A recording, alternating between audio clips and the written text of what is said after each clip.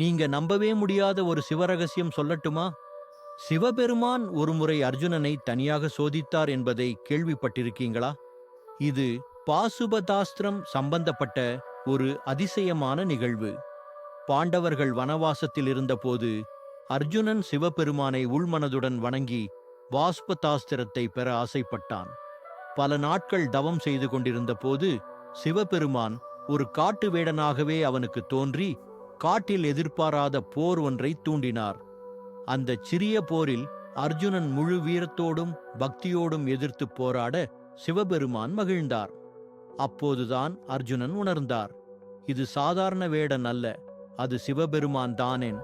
உடனே தொழுதருள சிவபெருமான் பாஸ்பதாஸ்திரத்தை அருளியதாக புராணங்கள் கூறுகின்றன.